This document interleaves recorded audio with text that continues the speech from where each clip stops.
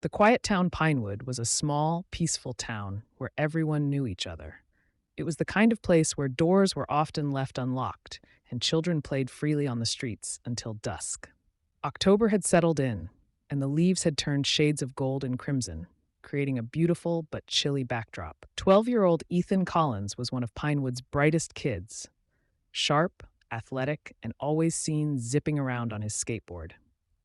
On a brisk Monday evening, Ethan headed home after soccer practice as he always did. His mother, Megan, expected him for dinner at 6 p.m., and she had his favorite meal ready. But as the minutes ticked by and Ethan didn't show, Megan began to worry. She sent him a few text messages, but there was no response. By 7 p.m., panic set in. She started calling his friends, but no one had seen him since practice ended. As the sky darkened, Megan's fear grew. Around 8 p.m., Megan decided to drive over to Bradley Apartments, where they lived, assuming Ethan might have stayed back at a friend's apartment within the complex. When she reached their building, she noticed the lights were off in their second-floor unit, and a strange sense of unease washed over her. She rushed up the stairs, fumbling with her keys, hoping to find Ethan waiting with some excuse. But when she opened the door, an eerie silence greeted her. The apartment was still, unnaturally quiet. Megan called out for Ethan, her voice echoing in the empty space. When there was no reply, she hurried to his room. What she found would haunt her forever. Ethan was lying on the floor, motionless, his eyes closed as if he were sleeping. But he wasn't. Megan's scream pierced the silence, and within minutes, the building was buzzing with concerned neighbors. The police arrived shortly after, sealing off the apartment and asking Megan to step outside. Detective Frank Mitchell, the lead investigator, took charge. As he surveyed the room, he immediately noticed there were no signs of forced entry, no broken locks or open windows. It looked like Ethan had let his killer in, or worse, that he knew them. Detective Mitchell's mind raced with questions, but there was one that stood above all. Who would want to harm a 12-year-old boy? Pinewood, once a quiet, close-knit town, was now shrouded in fear. The news of Ethan's death spread quickly, leaving the town's residents shocked, angry, and desperate for answers. For Megan, the horror of that night marked the beginning of a painful journey to uncover the truth. The suspect's Detective Frank Mitchell quickly took charge of the investigation into Ethan Collins' death, determined to find answers in a case that had shaken the small town of Pinewood. The initial examination of the scene revealed no signs of forced entry, hinting that Ethan might have known his killer. For a town where everyone knew each other, it was an unsettling thought. As Mitchell began his inquiries, 3 names stood out as potential suspects, each with a motive. However slight, that made them worthy of a closer look. The first was Ryan Harper, Ethan's soccer coach. Known for his strict discipline and no-nonsense attitude, Ryan had a reputation for pushing his players hard. Recently, there had been a heated argument between Ryan and Ethan over missing practice. Some parents had heard about the incident, and whispers around town suggested that Ryan might have been frustrated with Ethan. But could frustration turn into murder? Detective Mitchell wasn't convinced yet, but he needed to find out more. The second suspect was Kevin Malone, Megan's ex-boyfriend. Kevin had been close to Megan and Ethan for years, almost like a stepfather. However, after his relationship with Megan ended a few months earlier, things had gotten rocky. There were rumors that Kevin was struggling to move on, and a few neighbors even mentioned seeing him around the apartment complex late at night. Kevin insisted he had been at work the evening Ethan was killed, but Detective Mitchell wondered if there was more to the story. Finally, there was Oliver Hayes, the reclusive neighbor who lived alone next door. Oliver was a quiet, withdrawn man who kept to himself, rarely interacting with anyone in the complex. But his apartment's proximity to Megan and Ethan's made him a person of interest.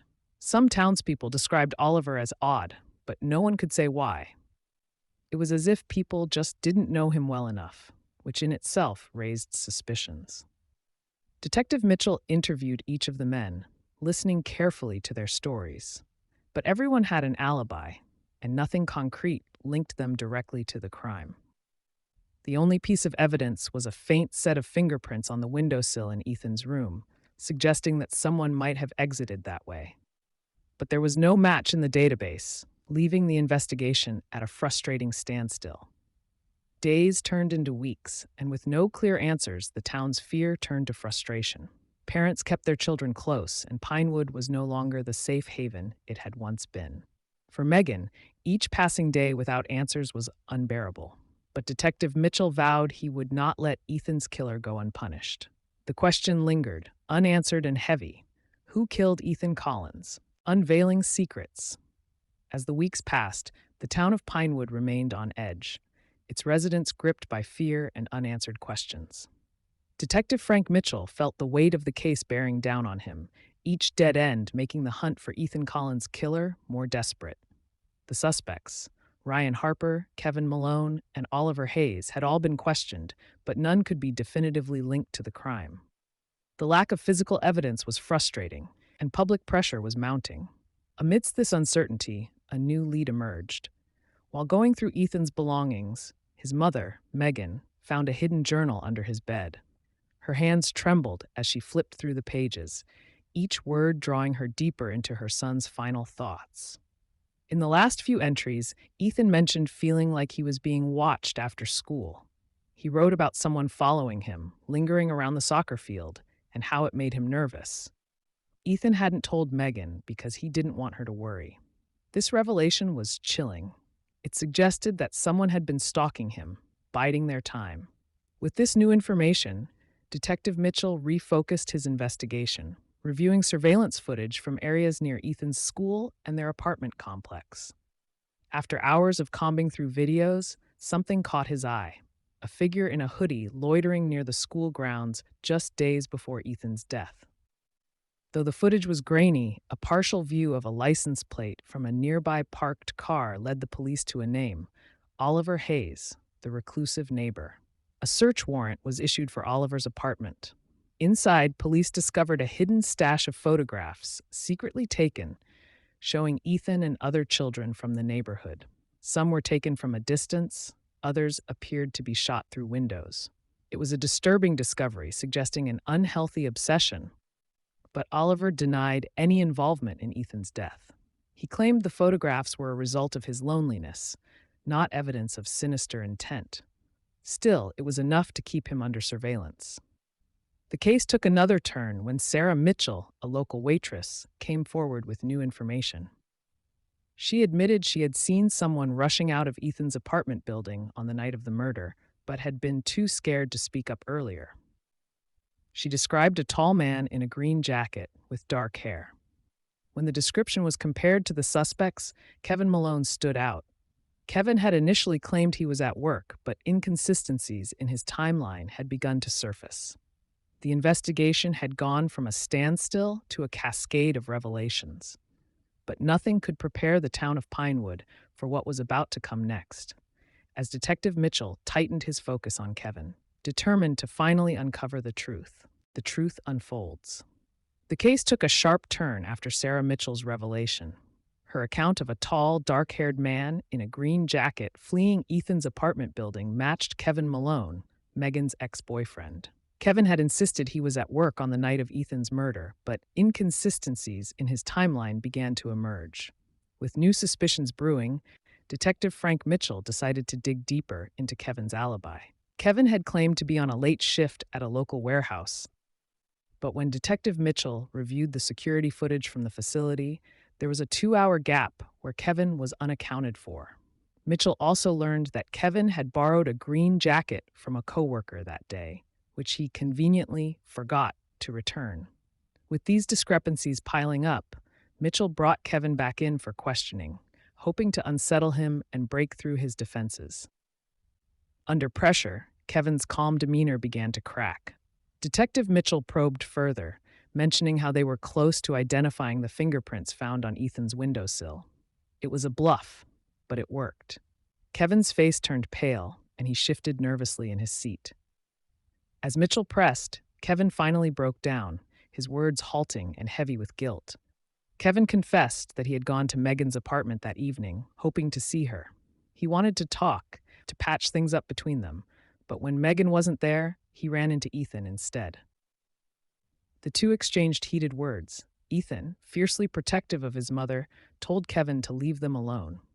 In a moment of rage, Kevin pushed Ethan. The boy stumbled and hit his head on the edge of his bed.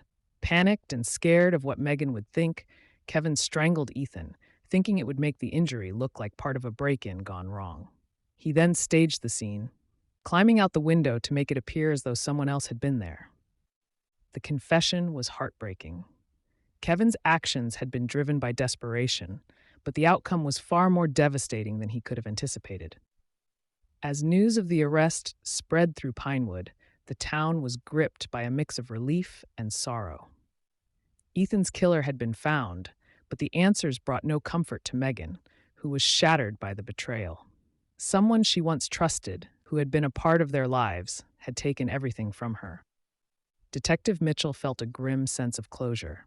The case that had consumed his every waking moment was finally resolved, but he knew there would be no real victory in it. For Pinewood, the tragedy of Ethan Collins's death would linger, a dark shadow over the small town. For Megan, the pain of loss would never truly fade, but she could finally lay her son to rest, knowing that justice, however bitter, had been served.